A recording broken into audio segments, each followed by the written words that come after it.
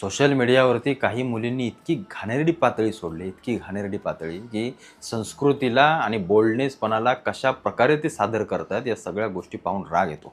म्हणजे ही ही मुलगी बघा, हिचे कपडे बघा आणि तिच्या माथ्यावरची चंद्रकोर बघा. जी चंद्रकोर जिजाऊ माँसाहेबांनी स्वतःच्या मस्तकावरती लावली आणि स्वराज्य कसं उभं राहावं, स्त्री कशी असावी, कशी असली पाहिजे आणि तिच्यासाठी आपण काय केलं पाहिजे, हे शिकवणाऱ्या जिजाऊ माँसाहेब कुठे आणि हे नको तसले फालतूक चाळे करून चंद्रकोर लावून बाहेरच्या राज्यांना किंवा बाहेरच्या भाषिकांना मराठी संस्कृती कशी आहे हे दाखवणारी ही लोकं कशी आहेत याचा एकदा जरा विचार करा.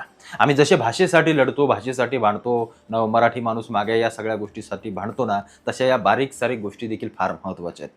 फार महत्त्वाच्या आहेत. म्हणजे आपली चंद्रकोर लावल्यानंतर आपण त्या स्त्रीकडे किती आदराने बघतो. किती आदराने म्हणजे त्या चंद्रकोरीची काय अदब असेल, या सगळ्या गोष्टी जरा व्यवस्थित एकदा विचार करा. काय वाटत असेल?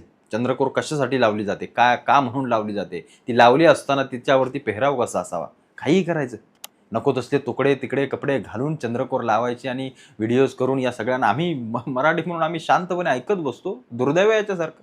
दुर्दैव आहे. तर विचार करा या सगळ्या गोष्टींचा आणि जर असं करायचं नसेल तर काय मग अवघड आहे या सगळ्या गोष्टी, अवघड आहे. हे जिजाऊ माँसाहेबांनी चंद्रकोर लावली त्याच्यानंतर त्यांच्याकडे पाहताना जो आदर आहे प्रत्येकाच्या मनामध्ये, जर असल्या स्त्रिया जर अशा काही गोष्टी संस्कृतीच्या वाकड्या-तिकड्या करून लोकांसमोर दाखवत असतील, तर यांचं थोबाड पण वाकडं-तिकडं करावं लागेल आणि हे महिलांनी खास करून आपल्या मराठी महाराष्ट्रातल्या या सगळ्या गोष्टींचा पुढाकार घेतला पाहिजे असं मला वाटतं.